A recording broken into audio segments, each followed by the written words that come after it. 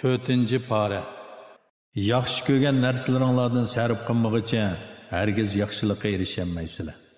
Allohning yo'lida nimani sarf qilsanglar, Alloh uni bilib turg'uchidir. Tavrat nozil qilinishdan ilgari Isroil, ya'ni Yaqub alayhissalom o'ziga harom qilingan yemekliklar, ya'ni to'gining go'shi va sutidan boshqa yemekliklarning hammasi Isroil avlodiga halol edi. Ey Muhammad, ularga aytqinki, agar rostchil bo'lsanglar, Tavratni elib kelib o'qib beqinglar. Shuningdan keyin, yana ro'shan dalil maydoniga kelgandan keyin, kimki Alloh nomidan yolg'onni to'qiydi ekan, ular zolimlardir. Aytqinki, Alloh rost aytdi.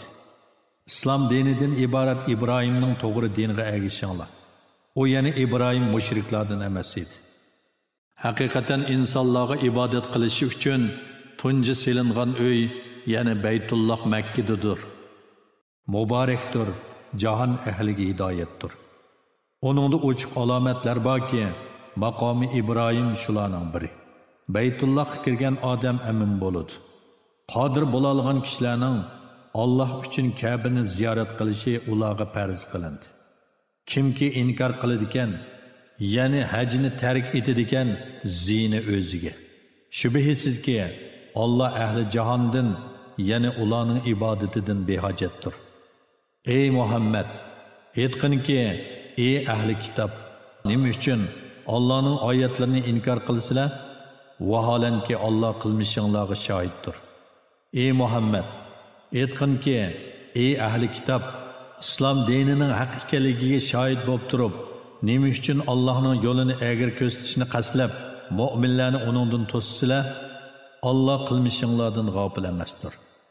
Ey mu'minlar, agar ahli kitobdan bir firqaga itoat qilsanglar, mu'min bo'lganinglardan keyin ular sizlarni kofir qilib qo'yadi.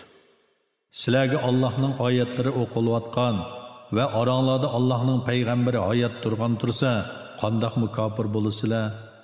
Kimki Allohga, ya'ni Allohning diniga mahkam yepishidi ekan, u to'g'ri yo'lga yetaklangan bo'ladi. Ey mu'minlar, Allohga loyiq ravishda taqvodorlik qilinglar. Faqat musulmonlik holatinglar bilan vafot bo'linglar.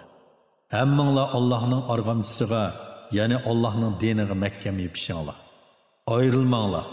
Ya'ni sizlardan ilgirki yahudilar va nasorilar ixtilof qilishgandek dinda ixtilof qilishmanglar.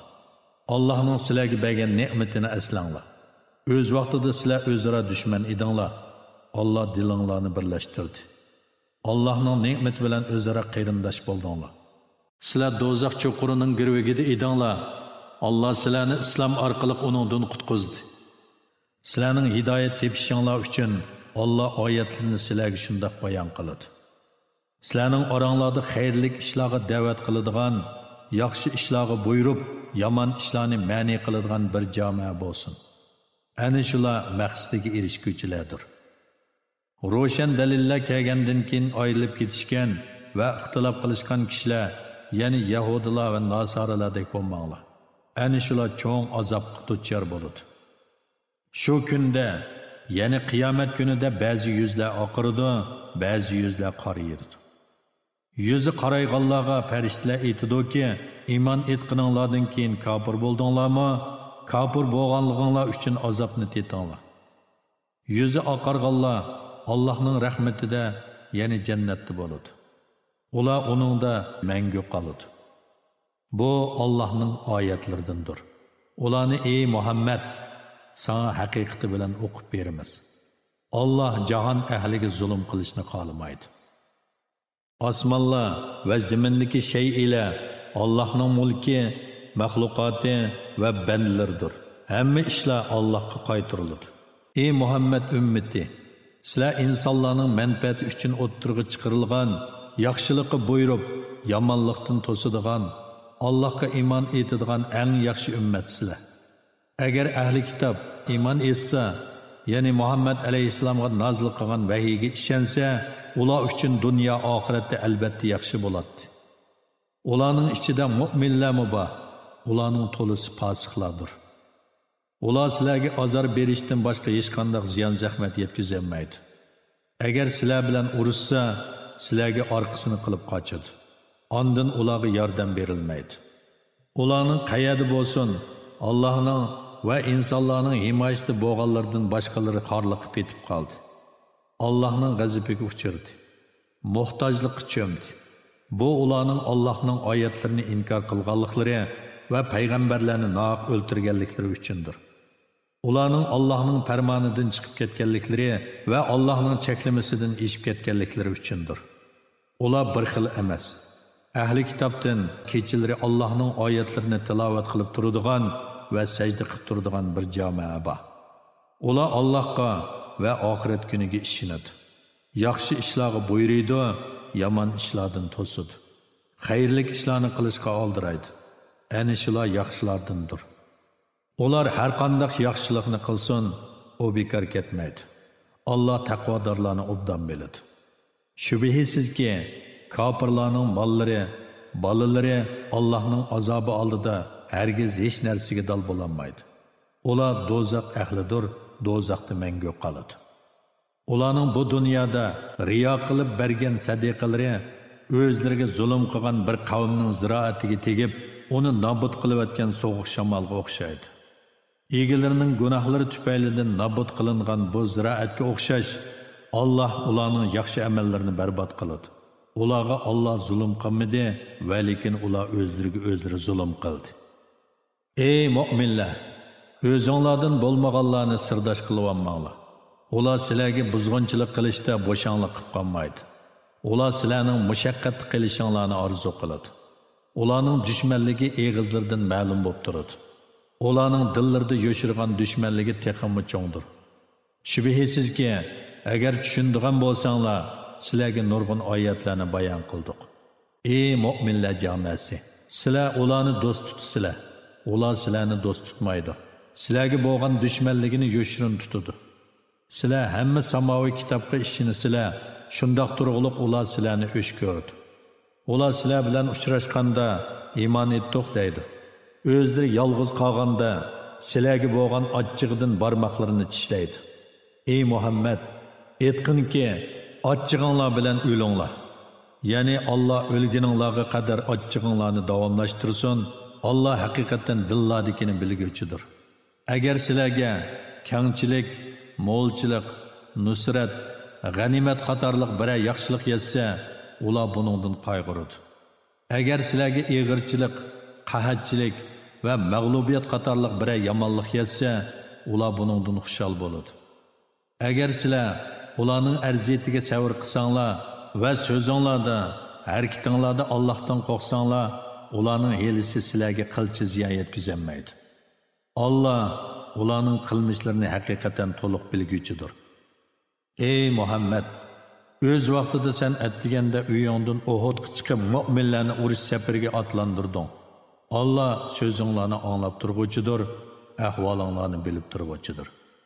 O'z vaqtida sizlardan ikki guruh ojizlik ko'rsatmoqchi, ya'ni qo'rqib urush maydonidan qaytmoqchi bo'ldi. Alloh ularning madadkori edi. Mu'minlar jimi ahvoli va jimi ishlarda Allohga tavakkul qilsin. Alloh sizlarga Badrda nusrat ato qildi. Holbuki sizlar kuchsiz edinglar, soninglar va qurolinglar oz edi. Allohning sizlarga bergan nusratiga shukr qilish yuzidan Allohdan qo'rqinglar. Ey Muhammad, o'z vaqtida sen mu'minlarga Parvardigoringlar sizlarga 3000 farishta tushirib yordam bersa yana yetmamdi deydi. Shundoq u yetidi. Agar jangda savr qilsanglar, Allohdan qo'rqib, amriga itoat qilsanglar, dushman darhol hujum qilib kelganda, Parvardigoringlar sizlarga 5000 nishonliq farishta bilan yordam berdi. Alloh uni, ya'ni farishtalar orqali yordam berishni faqat sizlarga xush xabar bo'lsin va dilinglar shuning bilan xotirjam bo'lsin, shuning bilan dushmanning sonining ko'pligidan qo'rqmasin deb qildi. Yordam faqat g'olib, hikmat bilan ish qiluvchi Alloh tarafidandir. Allohning yordami kofirlarning bir turkumini halok qilish uchun yoki ularni rasvo qilib, ularning umidsiz holda mag'lub bo'lishlari uchundir. Ey Muhammad, hech ish sening ixtiyoringda emas. Alloh yo ularning musulmon bo'lsa tavbasini qabul qiladi, yo ular zolim bo'lganligi uchun kufrda chang tursa ularni azobga duchor qiladi. Osmonlardagi va zimindagi narsalarning hammasi Allohning mulkidir. Allah xohlagan kishiga mag'firat qiladi, xohlagan kishiga azob qiladi. Allah mag'firat qiluvchidir, nihoyat mehribondir. Ey mu'minlar, jazonini qatma-qat oshirib yemanglar. Maqsadinglarga erishish uchun Allohdan nahiy qilgan ishlarni tark etib qo'yinglar. Kofirlar uchun tayyorlangan do'zaxdan, ya'ni do'zaxga kirishga sabab bo'ladigan yomon ishlardan saqlaninglar. Sizlarga rahmat qilinish uchun Allohga va payg'ambarga itoat qilinglar. Parvardigoringlarning mag'firatiga va taqvodorlar uchun tayyorlangan kengligi osmon ziminchi keladigan jannatga oldiringlar. Taqvodorlar kengchilikdimi, qisqinchilikdimi Alloh yo'lida pul mol sarf qiladiganlar. O'ch ilishga qodir turug'liq ochchig'ini yutadiganlar. Yomonlik qilgan yoki bo'zaq qilgan kishilarni kechiradiganlardir. Allah yaxshilik qiluvchilarni do'st tutadi. Taqvodorlar yomon bir gunoh qilib qolsa yoki o'zlariga zulm qilsa, Allohni yod etadi. Gunohlar uchun mag'firat talab qiladi. Gunohni kechiradigan Allohdan boshqa kim bor? Ular qilmishlarini bilib turib davomlashtirmaydi. Ularning ya'ni yuqorqi xislatlarga ega kishilarning mukofoti Parvardigori tarafidan bo'lgan mag'firat va ostidan o'stanglar eqib turadigan jannatlardir. Bu yerda ular mangu qoladi. Yaxshi ish qiluvchilarning erishadigan savobi nima degan yaxshi? Sizlardan ilgari nurg'un ummatlar kelib ketdi. Yer yuzida sayr qilinglar. Haqni yolg'onga chiqarganlarning oqibatining qanday bo'lganligiga qaranglar. Bu Qur'on butkul insonlarga bayondir. Taqvodorlarga to'g'ri yo'l ko'rsatuvchidir va vaz-nasihatdir. Jihaddan bo'shib qolmanglar. Shahid bo'lganlar uchun qayg'urmanglar. Agar mu'min bo'lsanglar, ustunlik qozonasizlar. Agar sizlarga shikastlik yetgan bo'lsa, ya'ni bu jangda sizlar yaralangan va shahid bo'lgan bo'lsanglar, dushmanlaringlarga Badr jangida o'xshashli shikastlik yetdi. Bu kunlarni insonlar orasida aylantirib turamiz. Ya'ni g'albani hamisha bir firqaga qilmay, bir kuni bir firqada, bir kuni bir firqada qilamiz. U Allohning haqiqiy mu'minlarni munofiqlardan ayirishi uchundir. Sizlarni shahidlardan qilish uchundir. Allah zolimlarni do'st tutmaydi. Mu'minlarni ularga yetgan musibat orqali pokilish uchundir. Kofirlarni yo'q qilish uchundir. Ey mu'minlar jamoasi, Allah sizlardan haqiqiy jihad qilganlarni va jihadning jafo mushaqqatlariga chidag'uvchilarni bilmay, yana ayirmay turib, faqat og'zinglarda iymon etdik deyish bilanlar jannatga kirishni o'ylamsizlar? Sizlar o'lim, ya'ni dushman bilan uchrashdan ilgari uni arzu qiladinglar. Mana buni o'z ko'zinglar bilan ko'rdinglar. Muhammad faqat bir payg'ambardir. Uningdan burun ko'p payg'ambarlar o'tdi. Ularning ba'zilari o'z ajali bilan o'lgan, ba'zilari boshqalar tarafidan o'ldirilgan. U vafot bo'lsa yoki o'ldirilsa, orqanglarga yenib olamsizlar? Ya'ni iymondan yenib murtad bo'lamsizlar? Kimki orqasiga yenib oladi ekan, u Allohga qilchi ziyo yetkazolmaydi. Alloh shukr qiluvchilarni mukofotlaydi. Hech kishi Allohning iznisiz o'lmaydi. Allah her adamning ajalini pitiyotgan. Ya'ni odamning umrini qo'rqinchoqlik uzartanmaydi, botirlik qisqartanmaydi. Kimki dunyo savobini ko'zlasa, uningga dunyoning savobini beramiz. Uning oxiratligidan nasibasi bo'lmaydi. Kimki oxiratning savobini ko'zlasa, uningga oxiratning savobini beramiz. Shukr qiluvchilarni mukofotlaymiz.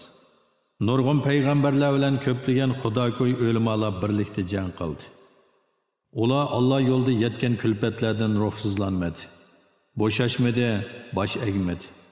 Allah o'zining yo'lida duch kelgan qiyinchiliklarga chidashlik berguvchilarni do'st tutadi. Ularning so'zi faqat Parvardigorimiz gunohlarimizni, ishimizda chekdan oshganligimizni mag'firat qilgan, qadamlarimizni mustahkam qilgan va kofir qavmga qarshi bizga yordam bergin degandan boshqa bo'lmadi. Allah ularga dunyoning savobini va oxiratning eng yaxshi mukofotini, ya'ni jannat va uning ne'matlarini ato qildi. Allah yaxshilik qiluvchilarni do'st tutadi. Ey mu'minlar, agar sizlar kofirlarga itoat qilsanglar, ular sizlarni orqanglarga, ya'ni kufrga yandirdi. Shuning bilan ziyon tortib qolasizlar. Undaq emas. Ya'ni ular sizlarning itoat qiladigan madadkoringlar emas. Alloh sizlarning madadkoringlardir. Uningga itoat qilinglar, u yordam qiluvchilarning eng yaxshisidir. Allah ilohligi haqida hech bir dalil tushirmagan narsalarni Allohga sherik qilganliklari uchun kofirlarning dillariga qo'rqinch solamiz. Ularning boradigan joyi do'zaxdir. Zolimlarning joyi haqiqatan yomon joydir. Allah sizlarga qilgan dushmaninglarga qarshi nusrat ato qilishdan iborat va'dasida turdi. Allah'ның izni bilan ularni qirib-atdinglar. Allah sizlar yoqtiradigan g'albini ko'rsatgandan keyin zaiflashib qoldinglar. Payg'ambarning amri to'g'risida janjallashdinglar. Payg'ambarning amriga bo'ysunmadinglar. Ba'zilaringlar dunyoni ko'zladinglar, ba'zilaringlar oxiratni ko'zladinglar. Ondan Allah sınaş uchun sizlarni dushmandan qaytirdi, yana sizlarni g'albidan mag'lubiyatga yuzlantirdi va sizlarni haqiqatan afo qildi. Allah mu'minlarga mag'firat qiluvchidir. Öz vaqtida payg'ambar: "Ey Allohning bandalari, mening tarafimga kelinglar, men Rasulullohdurman. Kimki jihad maydoniga qaytsa, u jannatga kiradi" deb orqanglardan sizlarni chaqirib turadi. Sizlar hech kimga qaramay qochatdinglar. Onundan keyin qo'linglardan ketgan narsaga, beshinglarga yetgan musibatga qayg'urmasliginglar uchun Alloh sizlarga g'am ustiga g'am berdi. Ya'ni sizlarni g'animatdan mahrum qilganning ustiga mag'lubiyat bilan jazoladi. Alloh qilmishinglardan xabardordir. G'amdan keyin Alloh sizlarga aminlik tushirib berdi. Sizlarning bir qisminglarni, ya'ni haqiqiy mu'minlarni mugdak bosdi. Bir qisminglar, ya'ni munofiqlar o'zlari bilan bo'lib ketdi. Ya'ni kuffarlar qayta hujum qilamo deb jon qayg'usi bilan bo'lib ketdi. Bular jahiliyat davri kishilariga o'xshash Allohga qarta noto'g'ri gumonlarda bo'ldi. Ular bizga Alloh va'da qilgan g'albadan nasibi bormi dedi. Aytganki, hamma ish haqiqatan Allohning ilkida. Ular sana oshkor qilmaydigan narsalarni o'z ichida yushiradi. Ular agar bizga g'albadan ozroq nasibi bo'lsa edi, bu yerda o'ltirilmaydiq deydi. Ey Muhammad, aytganki, agar sizlar o'ldiringlarda bo'lgan taqdirdami, oranglardagi o'ltirilishi putib etilgan kishilar cho'qim o'zlarining o'ladigan joylariga berishidi. Ya'ni Allohning qazosidan qochib qutulg'ili bo'lmaydi. Allohning bunda qilishi ko'ngillardagilarni sinash va qalbinglardagi narsalarni poklash uchundir. Alloh ko'ngillardagilarni yaxshilik bo'lsin, yomonlik bo'lsin bilguvchidir. İki qo'shin, ya'ni musulmonlar bilan mushriklar bir-biri bilan uchrashgan kunda ishchanlardagi jangdan haqiqatan yuz o'rgan kishilarni ba'zi qilmishlari tufaylidan shayton tiyildirishga urindi. Allah haqiqatan ularni afo qildi. Allah haqiqatan mag'firat qiluvchidir, nihoyat halimdir. Ya'ni osiylik qilganlarni jazolashga oldirib ketmaydi. Ey mu'minlar, safarga chiqqan yoki g'azotga chiqqan qarindoshlari haqida ular yenimizda bo'lganda o'lmaydi va o'ltirilmaydi degan kofirlarga o'xshash bo'lmanglar. Alloh buni ularning dillarida hasrat qilsin. Alloh tirildirdi va o'ltirdi. Ularning g'azotga chiqmasligi ularni o'limdan qutuldirolmaydi. Alloh qilmishinglarni ko'rib turg'uchidir. Shubhisizki, agar sizlar Alloh yo'lida, ya'ni g'azotda o'ltirilsanglar yoki g'azotga ketib berib o'z ajlinglar bilan o'lsanglar, sizlarga Alloh tarafidan bo'lgan mag'firat va rahmat albatta ularning to'playdigan dunyosidan ortiqdir. Agar sizlar o'z ajlinglar bilan o'lsanglar yoki jang maydonida o'ltirilsanglar, oxiratda cho'qim Allohning dargohiga to'plansizlar. Alloh sizlarni amalinglarga qarab mukofotlaydi. Allohning rahmati bilan sen ularga muloyim bo'lding. Agar qo'pol, bag'ir qattiq bo'lgan bo'lsang, ular cho'rangdan tarqab ketadi. Ularni afo qilgan, ular uchun mag'firat tilagin. İşte ular bilan kengashgandan keyin bir ishga bel bog'lasang, Allohga tavakkul qilgin. Alloh haqiqatan tavakkul qiluvchilarni do'st tutadi. Agar Alloh sizlarga yordam bersa, sizlarni hech kishi yengolmaydi. Agar Alloh sizlarga yordamini tark etsa, Allohdan boshqa sizlarga kim yordam beradi? Mu'minlar yolg'iz Allohga tavakkul qilsin. Ya'ni hamma ishini Allohga topshirsin. Hech qanday bir payg'ambar g'animatga xiyonat qilmaydi. Kimki g'animatga xiyonat qiladi ekan, qiyomat kuni u xiyonat qilgan narsasi bilan, ya'ni xiyonat qilgan narsasi gejgisiga ortilgan holda keladi.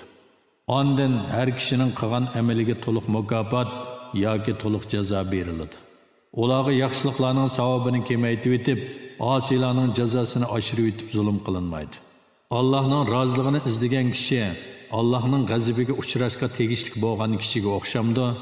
Allohning g'azabiga uchrashga tegishli bo'lgan kishining boradigan joyi jahannamdir. Jahannam nima degan yomon joy. Allohning dargohida ularning darajasi turlik bo'ladi. Allah ularning qilmishlarini ko'rib turg'uchidir. Allah mu'minlarga Allohning oyatlarini tilovat qiladigan, ularni gunohlardan pok qiladigan, ularga kitobni va hikmatni, ya'ni Qur'on va sunnatni o'rgatadigan o'zlaridan bo'lgan bir payg'ambar avatib, ularga cho'ng ihson qildi. Albuki ular burun ochiq gumrohlikda edi. Sizlarga yetgan musibat, sizlarga dushmanga yetkazgan musibatning yerimiga teng keladigan tursa, ya'ni Uhud g'azotida sizlardan 70 kishi shahid bo'lgan tursa, Badr g'azotida bo'lsa mushriklardan 70 kishini o'ltirgan, 70 kishini asir olgan tursanglar, sizlar yana bu musibat qayerdan keldi dedinglar. Aytqinki, u sizlarning o'zlaringlardan, ya'ni payg'ambarning amriga xilof qilganinglar va g'animatga eris bo'lganliginglardan bo'ldi. Allah haqiqatan her narsaga qodirdir. İki qo'shin uchrashgan kunda, ya'ni musulmonlar bilan mushriklar to'qinishgan Uhud jangida sizlarga kelgan musibat Allohning irodasi bilan kelgandir. Bu haqiqiy mu'minlarni bilish, ya'ni ayirish uchundir. Va munofiqlarni bilish, ya'ni ayirish uchundirki, ularga kelinglar, Alloh yo'lida urush qilinglar yoki o'zinglarni qo'g'danglar deyilsa, ular urushdan xabar topgan bo'lsak, albatta sizlarga ergashibdiq, ya'ni sizlar bilan bir safda turib urush qilatdik dedi. O kunda ular iymonga qaraganda kufrga yaqin bo'ldi. Ular ko'ngillarida yo'q narsalarni eg'izlardi dedi. Ya'ni munofiqlik bilan mushriklikni Alloh obdan biladi. Bu ya'ni Allohning urushga chiqishini xohlamagan munofiqlarni ayirishi uchundirki, ular o'ylarda o'ltirib qarindoshlariga agar ular ya'ni mu'minlar bizga bo'ysungan bo'lsa, ya'ni nasihatimizni anglab urushdan qaytgan bo'lsa, o'ltirilmaydi dedi. Ey mu'minlar, bu munofiqlarga aytqinki, agar urushga chiqmaslik o'limdan qutuldiradigan bo'lsa, o'limni o'zinglardan dafi qilib beqinglar. Agar da'voyinglarda rostchil bo'lsanglar, Allohning yo'lida shahid bo'lganlarni o'lik deb gumon qilmagan, balki ular tirik bo'lib, Allohning dargohiga rizqdan bahramand qilinadi. Ya'ni jannatning ne'matlaridan atdigan oqshomda mangulik rizqlantirilib turadi.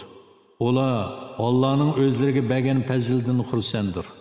O'zlarining orqasidan texi yetib kelmagan, ya'ni shahid bo'lmay tirik qolgan qarindoshlarga oxiratda na qo'rqinch, dunyodan ayrilganligiga na qayg'u yo'q ekanligi bilan xush xabar berishini tilaydi. Ular Alloh tarafidan berilgan ne'mat va fazilni, mu'minlarning ajrini Allohning bekor qilib etmaydiganligi bilan xush xabar berishni tilaydi. Uhud g'azotida yaralangandan keyin Allohning va payg'ambarning chaqirig'iga ovoz qo'shganlar, ular yana mu'minlardan yaxshi amallarni qilganlar va taqvodorlik qilganlar cho'ng savobga erishdi. Mushriklar tarafdori bo'lgan odamlar ularga shak shubhisizki, kishilar yana Qurayshlar sizlarga qarshi qo'shin to'pladi, ulardan qo'rqinglar dedi. Bu so'z ularning iymonini kuchaytirdi. Ular bizga Alloh kifoya, Alloh nima degan yaxshi homiy dedi. Ular Allohning ne'mati va fazli bilan qaytib keldi. Hech qanday ziyon zahmatga uchirmadi. Ular Allohning roziligini izladi. Alloh ulug' fazl egasidir. Ana shu shayton o'z do'stlarini, ya'ni kuffarlarni qo'rqitdi. Agar mu'min bo'lsanglar, ulardan qo'rqmanglar, mendan qo'rqinglar. Ey Muhammad, kufrga o'zlarini ataganlar, ya'ni so'zlari va harakatlari bilan kufrga shapashlaydigan munofiqlar seni g'amkin qilmasin. Ular haqiqatan kufr bilan Allohga qilchi ziyo yetkazolmaydi. Alloh oxiratda ularga savobdan hech bir nasiba bermaslikni xohlaydi. Ular cho'ng azobga duchor bo'ladi. Iymonini kufrga tegishganlar, ya'ni mazkur munofiqlar kufr bilan Allohga qilchi ziyo yetkazolmaydi. Ular qattiq azobga duchor bo'ladi.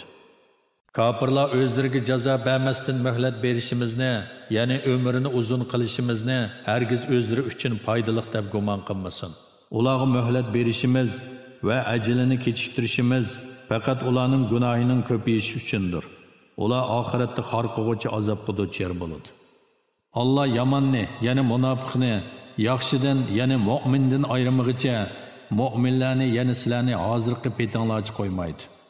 Allah sizlarni g'aybdanmi xabardor qilmaydi, va lekin Allah payg'ambarlardan qolganini tanlab, uningga Muhammad alayhissalomga munofiqlarning holini bildirgandek g'aybni bildirdi. Allohga va uning payg'ambarlariga iymon etganlar, agar sizlar iymon etsanglar va Parvardigoringlardan qo'rqsanglar, cho'ng savobga erishsizlar. Allah o'z fazlidan bergan narsalarga bexillik qiladiganlar bexilligini o'zlari uchun foydali deb gumon qilmasin. Amalda bu ular uchun ziyonliqdir. Ularning bexillik qilgan narsasi qiyomat kuni ularning bo'yniga taqoq qilib selinadi. Osmonlarning va yerning merosi Allohningdir. Ya'ni koinotdagi hamma narsa Allohning mulki bo'lib, ular fani bo'lgandan keyin Allohning dargohiga qaytadi. Allah qilgan amallaringlardan xabardordir. Allah haqiqatan faqir, biz bo'lsak boy degan kishilar, ya'ni Yahudilarning so'zini Allah haqiqatan angladi. Ularning so'zlarini va payg'ambarlarni nohaq o'ltirganliklarini xotirlab qo'yamiz. Ya'ni nomi amaliga muvakkal farishtalarga buni ularning nomi amaliga yezishni buyuramiz. Hamda oxiratda farishtalar tili orqali kuydirguchi azobni tetinglar deymiz. Bu sizlarning qilmishinglar tufaylidandir. Allah bandalarga zulm qilguvchi emasdir. Ular Tavratda Allah bizni osmondan tushgan otash yeb ketadigan bir qurbonlik keltirmagicha haqiqatan hech bir payg'ambarga iymon keltirmaslikka buyurdi dedi. Ey Muhammad, ularga aytqinki, sizlarga mo'jizalar keldi va sizlar aytgan mo'jiza bilan haqiqatan nurg'un payg'ambar keldi. Agar sizlar da'voyinglarda rostchil bo'lsanglar, ularni nimishga o'ltirdinglar? Ey Muhammad, ular seni yolg'onga chiqargan bo'z qayg'urib ketmagan. Senden ilgiri o'tgan mo'jizalarni, kitoblarni, ya'ni Ibrohim alayhissalomga nozil qilingan sahifalarga o'xshash samoviy kitoblarni va nurliq kitobni, ya'ni Tavrat, Injilga o'xshashlarni olib kelgan nurg'un payg'ambarlarmi yolg'onga chiqarilgan edi. Har bir jon egisi o'limning ta'mini tetig'uchidir. Sizlarning ajringlar, ya'ni amallaringlarning savobi qiyomat kuni jazman to'liq beriladi. Kimki do'zaxdan yiroq qilingan va jannatga kirgizilgan ekan, u murodiga yetgan bo'ladi. Dunyo tirikchiligi faqat aldaydigan narsalardan iboratdir. Ya'ni aldaydigan narsa bo'lib, ozg'ina bahramon bo'lgandan keyin tugaydi. Sizlar mollaringlarda sadaqiga buyurilish va ofat yetishi bilan va jonlaringlarda qatl qilinish, asir elinish, kasal bo'lish bilan cho'qim sinilsizlar. Sizlardan ilgari kitob berilganlar, ya'ni Yahudilar va Nasaralardan, mushriklardan cho'qim nurg'un yomon so'z anglaysizlar. Agar yuqorqi ahvollar yuz berganda savr qilsanglar, so'zinglar va harakatinglarda Allohdan qo'rqsanglar, undaqda bu haqiqatan iroda bilan qilinishga tegishli ishlardandir. O'z vaqtida Alloh kitob berilganlar, ya'ni Yahudilardan kitobni, ya'ni kitobdagi Allohning ahkomlarini kishilarga cho'qim bayon qilib berishga va yo'shirmaslikka ahd oldi. Lekin buni ular orqasiga cho'rivatdi va uni ozg'ina badalga, ya'ni dunyoning arzimas narsasiga tegishdi. Ularning tegishib og'ini nima degan yomon? Ey Muhammad, qilgan ishlardan, ya'ni haqni yapqanligidan xushal bo'ladigan, qilmagan ishlari bilan madinalashni yaxshi ko'radigan kishilarni hargiz Allohning azobidan qutuladi deb gumon qilmagan. Ular qattiq azobga duchor bo'ladi. Osmonlarning va zaminning podshohligi Allohga xosdir. Allah har narsaga qodirdir. Shubhisizki, osmonlarning va zaminning yoritilishida, kecha bilan kunduzning navbatlashib turishida aql egilari uchun albatta ro'shan dalillar bor. Ular o'ri turgandimi, o'ltirgandimi, yotgandimi Allohni eslab turadi. Osmonlarning va zaminning yoritilishi to'g'risida fikr yurgizdi. Ular aytdi: Parvardigorimiz buni bekor yaratmading. Sen poktursan, bizni do'zax azobidan saqlagin. Parvardigorimiz, sen kimniki do'zaxga kirgizdikansan, uni albatta xor qilgan bo'lasan. Zolimlarga hech qanday yordamchi bo'lmaydi. Parvardigorimiz, biz haqiqatan bir chaqirg'uchining, ya'ni Muhammad alayhissalomning Rabbinglarga iymon etinglar deb iymonga chaqirganligini anglab iymon etdik. Parvardigorimiz, bizning gunohlarimizni mag'firat qilgin, yomonliklarimizni yo'q chiqargin bizni yaxshilarning qatorida qabz ruh qilgin. Parvardigorimiz bizga payg'ambarlaring orqali va'da qilgan narsani, ya'ni itoat qilganlarga xos bo'lgan jannatni bergin. Qiyomat kuni bizni rasvo qilmagin, sen haqiqatan va'dangga xiloflik qilmaysan. Ularning duosini Parvardigori ijobat qilib, men sizlardan er bo'lsin, ayol bo'lsin, har qanday bir yaxshi ish qiluvchining qilgan amalni bekor qilib etmayman. Sizlar bir-biringlardan to'ralgan dedi. Ondan hijrat qilganlar, yurtlardan haydab chiqarilganlar, mening yo'limda, ya'ni Allohning dini uchun arziyat tatqanlar, urushga qatnashganlar va mening yo'limda o'ltirilganlarning gunohlarini mag'firatim va rahmatim bilan albatta yo'q chiqaraman. Albatta ularni ostidan o'stanglar eqib turadigan jannatlarga kirgizaman. Bu ularning yaxshi amallari uchun Alloh tarafidan berilgan mukofotdir. Allohning dargohida yaxshi mukofot, ya'ni jannat bor. Kofirlarning pul, mol, obro'y, martaba izlash yuzidan shaharlarda kezib yurishlari seni oldimasin. Bu ozg'ina bahramon bo'lishdir. Kelgusida ularning joyi jahannam bo'ladi. O nima degan yomon to'shak. Parvardigoriga taqvodorlik qilgan kishilar ostidan o'stanglar eqib turadigan jannatlardan bahramon bo'lib, u yerda mangu qoladi. Bu Alloh tarafidan bo'lgan kutib olishdir. Allohning dargohidagi narsalar, ya'ni mukofot va hurmat yaxshi bandalar uchun. Kuffarlar bahramon bo'lgan baqosi yo'q ozg'ina rohatdan ortiqdir. Ahli kitob orasida haqiqatan Allohga iymon keltiradigan, sizlarga nozil bo'lgan kitobga, ya'ni Qur'onga, o'zlariga nozil bo'lgan kitobga, ya'ni Tavratga va Injilga ishonadiganlar bor. Ular Allohdan qo'rqadi.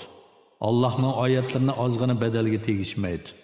Ya'ni ularning kitoblaridagi Muhammad alayhissalomning sifatlari va shariat ahkomlarini rohiblarga o'xshash dunyoning arzimas narsalarini deb o'zgartib o'tmaydi. Ularga Parvardigoringning dargohida savob beriladi. Allah haqiqatan tez hisob olg'uchidir.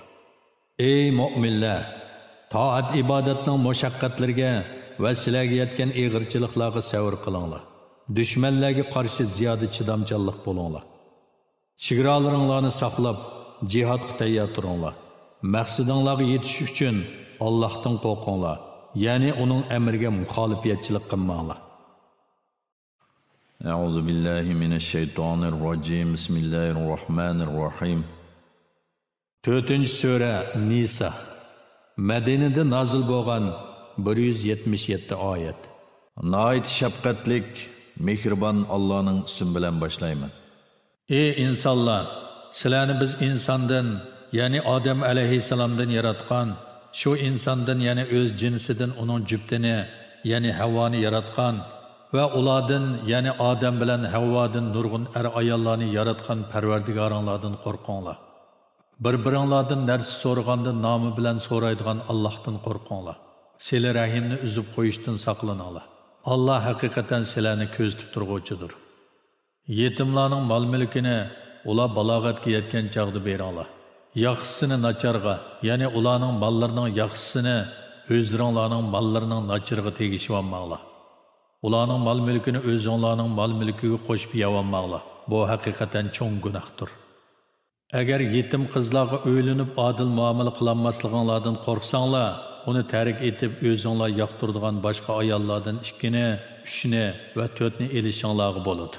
Agar ularning orasida adil bo'lanmasliginglardan qo'rqsanglar, bir xotin bilan yoki qo'l ostinglardagi cho'rlar bilan kupoylaninglar.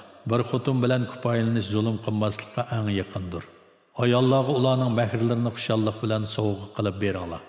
Agar ular uningdan bir qismini sizlarga o'tinib bersa, uni mazzilik, singishlik, ya'ni pok halol bilib yenglar. Allah tirikchilikinglarning asos qilgan mollaringlarni ahmoqlarga tutqizib qo'ymanglar. Ularni yemak-ichmak, kiyim-kechaklar bilan ta'minlanglar, ularga chiroyli so'z qilinglar. Yetimlarni nikohlanish yoshiga yetganga qadar sinab turinglar. Ularning mollarini boshqara oladigan holatni bayqasanglar, ularga mol-mulkini topshirib beringlar. Ularning cho'ng bo'lib qilishidan qo'rqib, mol-mulkini buzib chechib yeyolmanglar.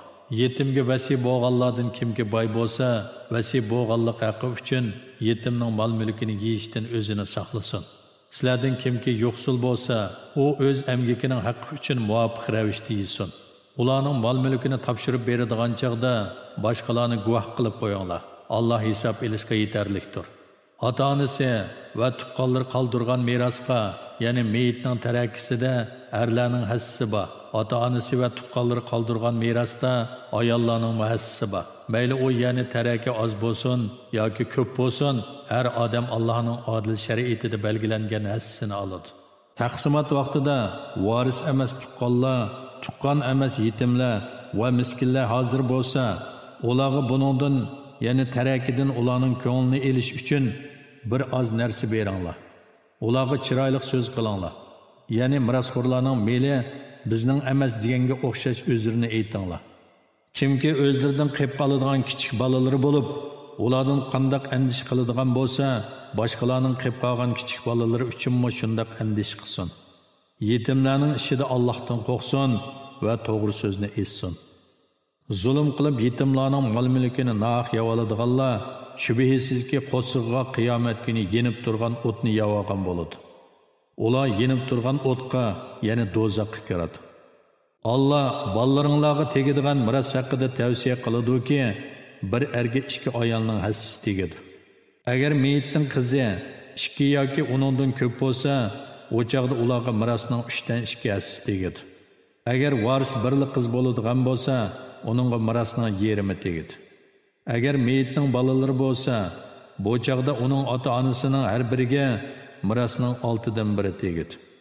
Agar uning bolalari bo'lmay, mirasga faqat uning ota-onasi varislik qiladigan bo'lsa, bu chaqda uning onasiga mirasning 3dan 1 tegadi. Qolgani otasiga tegadi. Agar meyitning ota-onasidan boshqa, ya'ni qarindoshlari bo'lsa, onasiga mirasning 6dan 1 tegadi. Qolganini otasi oladi. Bu taqsimot meyitning vasiyati o'rinlangan va qarzi to'lanib bo'lgandan keyin ib beriladi. Ota-onalar va bolalaringlardan, ya'ni bu ikkisidan qaysisining manfaat jihatdan o'zingizlarga eng yaqin ekanligini bilmaysizlar.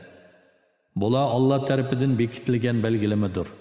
Alloh haqiqatan hammani bilguchi, hikmat bilan ish qilguvchidir. Agar ayollaringlarning bolalari bo'lmasa, bu chaqda ular qoldirgan merosning 20 erlar sizlarga tegadi. Agar ularning bolalari bo'lsa, ular qoldirgan merosning 4dan 1 sizlarga tegadi. Bu taqsimot meyitning vasiyati o'rinlangan yoki meyitning qarzi to'lanib bo'lgandan keyin ib beriladi. Agar sizlarning bolalaringlar bo'lmasa, bu chaqda ayollaringlarga sizlar qoldirgan merosning 4dan 1 tegadi. Agar sizlarning bolalaringlar bo'lsa, bu chaqda ayollaringlarga sizlar qoldirgan merosdan 8dan 1 tegadi. Bu taqsimot meyitning vasiyati o'rinlangan yoki qarzi to'lanib bo'lgandan keyin ib beriladi. Agar meros qoldiruvchi ota-onasiz, bolasiz er yoki ayol bo'lib, uning faqat ona bir qarindoshi va ona bir hamshira bo'lsa, ularning har biriga merosning 6dan 1 tegadi. Agar meros qoldiruvchining, ya'ni meros qoldiruvchi meyitning ona bir, ota boshqa qarindoshlari va hamshiralari buningdan, ya'ni birdan ko'p bo'lsa, o chaqda merosning 3dan 1 ularning orasida o'rtaq taqsim qilinadi. Bu taqsimot meyitning vasiyati o'rinlangan yoki qarzi to'lanib bo'lgandan keyin ib beriladi. Meros qoldiruvchi odamning vasiyati varislarga ziyon yetkazmaydigan bo'lishi shart. U Alloh tarafidan qilingan vasiyatdir.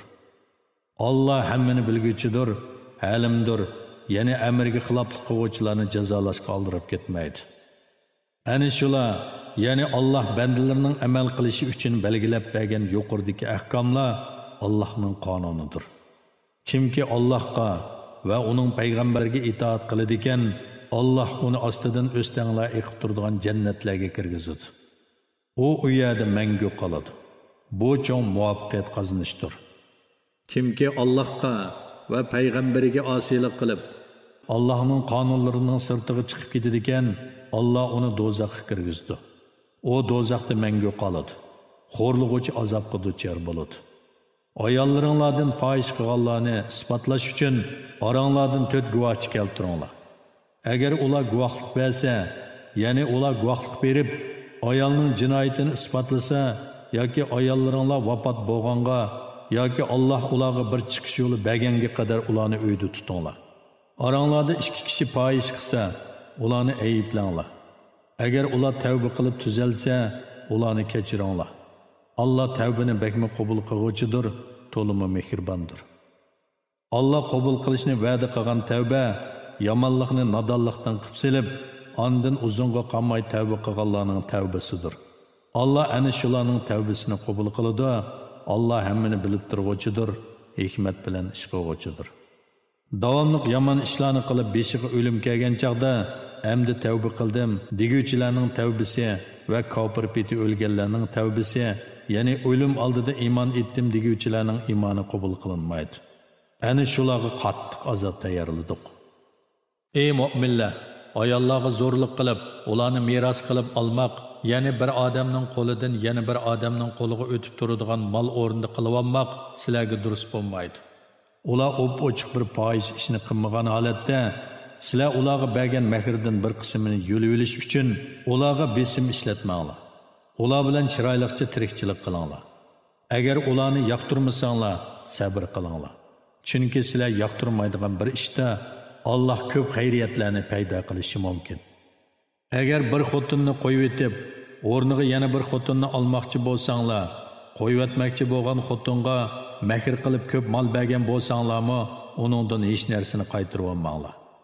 Uni ayolga qora chaplab va ochiq zulm qilib olamsizlar, o'zaro xilvatda bo'lishgan tursanglar va ayollar sizlardan nikoh aqdisidan iborat mustahkam ahd olgan tursa, uni qandoqmi qaytarib olasizlar?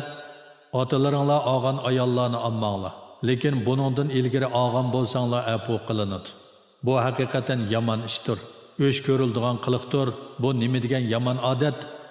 Sizlarga onalaringlarni, qizlaringlarni, hamshiranglarni, otanglarning hamshirlarini, onanglarning hamshirlarini, qarindoshlaringlarning qizlarini, hamshiranglarning qizlarini, sut onalaringlarni, emildosh hamshiranglarni, qiyin onanglarni, sizlar bir yerda bo'lgan ayollaringlarning boshqa ardan bo'lgan uyinglarda tarbiyalangan qizlarini bu shart emas. Uyda tarbiyalanmagan bo'lsa-mu, elish harom qilindi.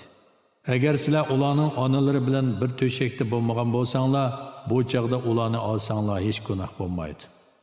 Yana o'z pushtonlardan bo'lgan bolalaringlarning ayollarini elishinglar va ikki hamshirni bir vaqtda amringlarda saqlashinglar harom qilindi.